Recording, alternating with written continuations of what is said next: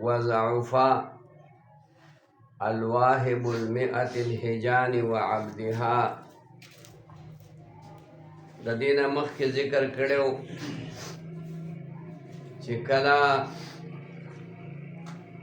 دا مضاف د دې ته اضافت کې نو د تعریف نه به خارجی دی با معرف نه دا خو تحصیل د حاصل دی په خلاف د دې ټکو باندې چې الضاربا زیدن الضاربو زیدن چې دا اضافت لفظی دی او په دې لفظ کې تخفیف راغلی الضاربا د تثنیه صیغه ده نو نون د تثنیه په اضافت غورځېدلی دی نو تخفیف لفظی پکې راغلی الضاربو کم دارنګې حسن الوجه کم دارنګې او دا ترکیب غلط تے چې الضارب زیدن ولی په دې وجه باندې چې دلته الف لام په اول کې راغلی نو تنوین د ضاربن نه د الف لام په وجه لر شوی دې کې د فرا خلاف دی فرا وی چې دا قیاس دی په ضاربن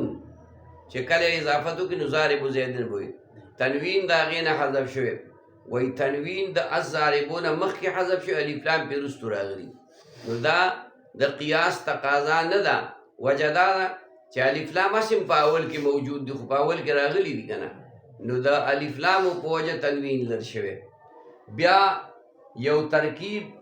هغه ذکر کړی دی دوی چې الواهب المئة الهجان وعبدها الواهب اغا سړی چې هبه کوونکی دی المئة الهجان سلو خانو سپینو لره وعبدها او داغې اغا غلامانو او ملګرو لره عودن چې دا قریب النتاج وي حدیث النتاج وي یعنی لنګیدونکي اوښې وي بیا ورپسې یزجي خلفها او شړی دغې اوښانو لره رستو د دې نه اطفالها د دې چې کوم دی هغه غلامان او نوکران دا خبره زمونږ په دې یو ټکي کې ده المئة الهجان المئة الهجان الواهبو خو لفظي معنا شوله بخونکې ورکوونکې عطوا کوونکې المئة الهجان دا المئة الف لام په داخل دي او د دې اضافت کړی دی الهجان ته او الهجان هجان سپینو اوښانو ته ویلی کېږي دا جمع هم ده مفرد هم دی فصول اکبري کې به دا ټکی تاله راشي چې الهجان چې کومه دی دا هجان لفظ دا د جمعي صیغه ده او دا د مفرد صیغه ده مفرد یو اوښ تم هجان ویلی کېږي ډېرو اوښانو تم چې کوم دی هجان ویلی کېږي وعبدها پی عطف دی د وو عاطفه په وجه باندې په دغه المئتی باندې عطف دی نو دایم مجرور ویلی دی دایم مجرور ویلی دی نو معنی دا شوه چې د الواهبو اضافتو شو المئتی ته او د المئتی اضافتو شو الهجان ته او وو عاطفه دی او عبدها عطف دی په المئتی باندې خیال کراله نو دا هم چې کوم دی مضاف الیه د الواهبو د پاره شو څه شی دا الواهبو د پاره شو نو دا قول دای ذکر کړی دی نو دی د هغې جواب کوي وضعفه دا قول ضعیف دی اول خدا ده چې دا قول د فرا د چې د دسو قایل دي د هغې دی دویمه وجه دا ذکر کوي دا د وجې د ضرورت شعري نه راغلی دی د وجې ضرورت شعري تاسو بېشماره پیرې دا خبره وکړله چې په ضرورت شعري کې ډېر ناجایز کارونه د قیدو خلاف هغه راشي غیر منصرف هغه منصرف وګرځېږي خبره پوه شو صبت علی مصائب لو انها حضرت فاطمة الزهرا فرمائی صبت علی مصائب نو مصائبو په کار دی که نه دغلته کې تنوین راوړی د شرینا اتنکر یبن اسحاق اخائی اسحاق چې کوم دی غیر منصرف دی هغه منصرف وګرځي تنوین پې راغی نو دقه رنګې اضافت که دلته راغلی د معرف باللام نو دا د وجه د ضرورت شعري نه راغلی دی خبره پوه شوې یا دا قول ضعیف دی بس لنډه خبره ده فصحا دا قول نه مستعملی غیر فصحا مستعملی وانما جاز الضارب الرجل او دا الضارب الرجل جائز دی الکه دا ولی جائز دی دا خو ما الضاربو دا معرب باللام دی او الرجل هغې ته چې کوم دی نو اضافت کړی دی ولی حملا علی المختار د وجه د حمل کولو نه په غوره قول باندې فی الحسن الوجه په الحسن الوجه کې الحسن الوجه الکه دا الحسن صفت مشبه دی که نه دی او تا ته هلته دا خبره کړې وه چې حسن الوجه د هغې اضافت کېده نو که په دې الف لام راشي هم دا چې کوم دی په دې کې تخفیف راغلی دی په حذف د تنوین باندې خیال کې مراله او په الضارب الرجل باندې هم دغه اسم فاعل دی دواړه صفت دی او د صفت اضافت که وشي نو تخفیفي لفظي به پکې چې کوم دی نو معنی ښه والضاربوکا او دارنګې چې کوم دی نو جایز دی الضاربوکا دا یو اعتراض وارد چې هلکه الضاربوکا د دې اضافت راغلی دی خیال کې راځي او د دې کې تخفیف چې کوم دی نو نشته دی دا ځکه سقوط د تنوین چې راغلی هغه د لام د وجې نه راغلی نو دا ولې چې کوم دی نو دا ذکر کړی دی وشبهه او یا په مشابه د دې باندې فی من په مذهب د هغه چا باندې قال چې هغه وایي انه مضاف دا مضاف دی حملا علی ضاربوکه دا حمل دی په ضاربوکه باندې هغه وایي یعنی دا د هغه چا قول دی چې ضاربوکه خو جایز و که نه دې کې خو شک نشته ځکه هغه ضاربون که دی ضاربون که نو دا ضاربون نه چې کوم دی تنوین لر شه نو تخفیف پکې راغی که نه نو وایي الضاربوکه هم په هغې باندې حمل کړی شو نو دا قول غوره نه دی دا قول غوره نه دی هغې څه وایي هغه دا خبره کوي هغه د فرا خبره کوي چې د الضاربو د دې کې چې کوم تنوین موجود و د الف لام نه مخکې نو په اضافت سره ختم شو او بیا په الف لام رستو داخل شو بیا په الف لام رستو چې کوم دی نو داخل شو خاجي انه مضاف حملا على ضاربوکه ولا يضاف موصوف الى صفه دا بله مسئله ذکر کوي نه بشي مضاف کولی موصوف الى صفه صفت ته موصوف صفت په کلام د عربو کې مستعملی کی خبره باندې پوه شوې نو ولا صفت الى موصوفها او نه به مضاف کیږي صفت موصوف صفت موصوف ته موصوف صفت ته د دې اضافت به چې کوم دی د یو په بل ناراضي ومثل اوس په اعتراض وارد شي چې ته وې دا خبره خو مې د سره ومنله چې موصوف صفت ته او صفت موصوف ته دا نشي مضاف کېدلی او د عقل تقاضا هم دا ده چې د موصوف او د صفت په منځ کې هغه په معنا کې شدت اتصال وي او د مضاف او د مضاف الیه په منځ کې په معنا کې انفصال وي خلق غلام زیدین غلام رجلین غلام زیدین دا چې وي نو په د معنا کې جداوالی دی که نه دی په لفظ کې اتصال دی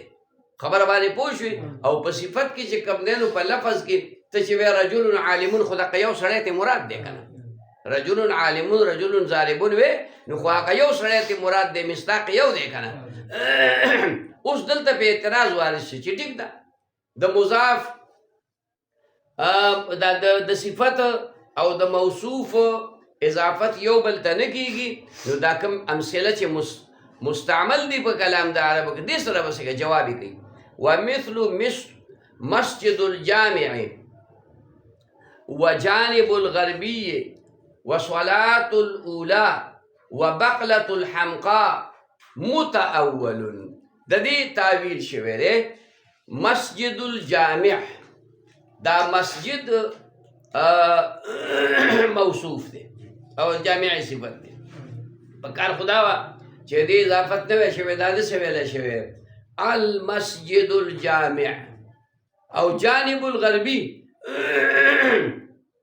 الجانب الغربي مغرب طرف دا قرنګ چې کوم دی دا بل قول دی صلاة الاولى الصلاة الاولى ویل پکارو او البقلة الحمقا پکارو وی دی کې تاویل چې کوم دی نو کړی شوی دی هلکه څنګه ځکه چې دلته کې دا اضافت دا نه دی راغلی اضافت چې کوم دا د دې دپاره موصوف چې کوم دی هغه مقدر دی موصوف څه دی ځکه دا خو دلیل غواړي که نه او دلته دلیل نشته نو چې نشته دی نو د دې اصل تقدیر دا دی مسجد الوقت الجامع مسجد الوقت د دې مسجد اضافت وقت ته راغی او هغه الوقت اضافت صحیح دی وقت اضافت صحیح دی او هغه او الوقت الجامع چې کوم دی نو بیا موصوف صفت شو په خپل منځ کې دقه رنګې جانب المکان الغربي جانب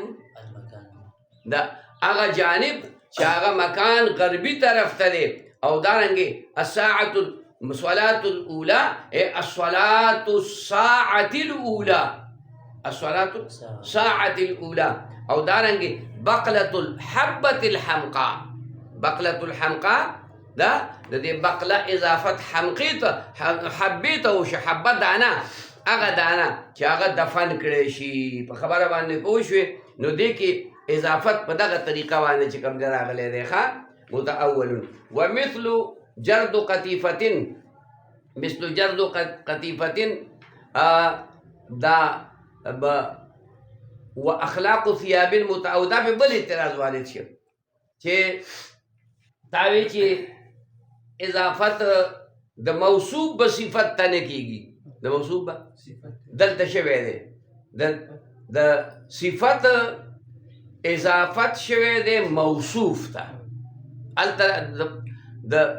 الټا وه د موصوف اضافت شوی او دلته کې د صفت اضافت شو اصل کې داسې دی قطیفة جرد او ثياب اخلاق قطیفة جرد خیال کراله قطیفه صادر ته ویلې کېږي او جردون چې کومه دی دا د هغې صفت راغلی دی په مسله باندې پوه شوې او اخلاق ثياب جامو ته ویلې کېږي او د دې اضافت په کار د صفت داسې پکارو ثياب اخلاق یعنی زړو جامو ته چې کوم دی ویلې کېږي په خبره پوه شوې نو دې کې دی وایي دا متأول دی په خبره باندې پوه شوې دا په اصل کې چې کومه دی دا موصوف صفت په دې کې تعویل چې کوم دی نو هغه ضروري دی او تعویل هغه په من سره دلته کې راغلی دی چې جرد من قطیفة واخلاق من ثياب لکه څنګه چې موږ په غلام زیدین کې وایي غلام لزیدین یا خاتم فضة خاتم من فضة نو دلته اضافت په من باندې راغلی دی په دې طریقې سره دا مؤول دی ولا يضاف اسم مماثل للمضاف إليه في العموم والخصوص او دارنګې دا بله مسله ذکر کوي اضافت بنشي کولی د اسم چې مماثل وي په معنا کې للمضاف الیه د مضاف الیه سره په عموم خصوص کې کلیس و اسد لیس و حبس و منع هلکه د لیس معنا او د اسد معنا یو ده په عموم خصوص کې لیس هم زمري ته ویلی کېږي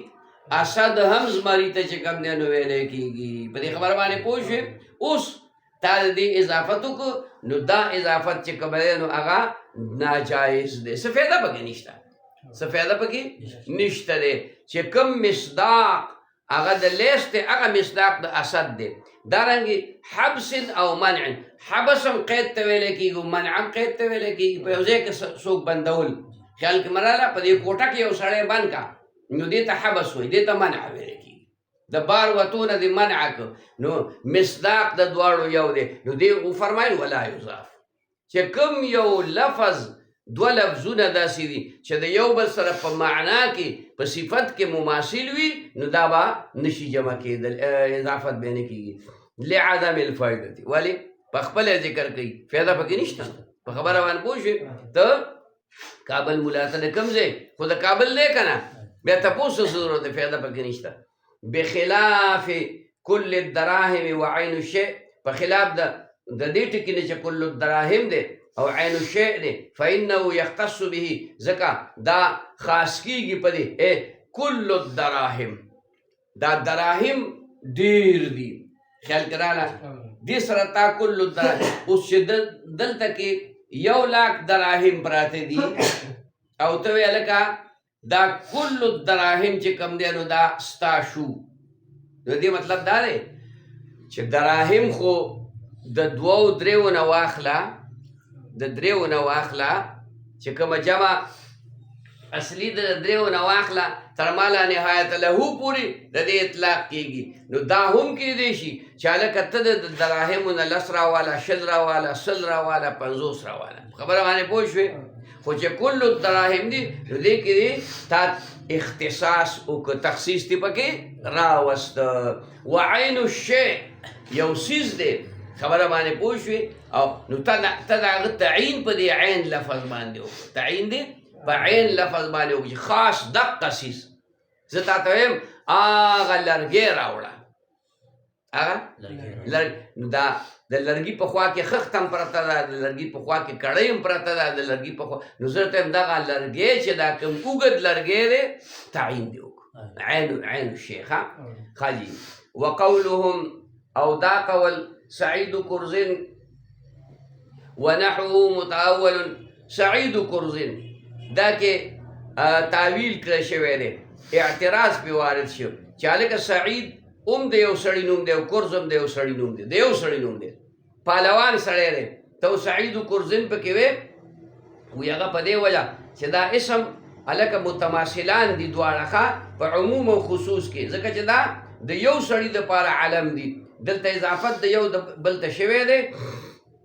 دا اضافت خو چې کوم ستا په نسبت باندې ناجایز دی نو جواب یې ورکړه دا متأول دي ځکه دلته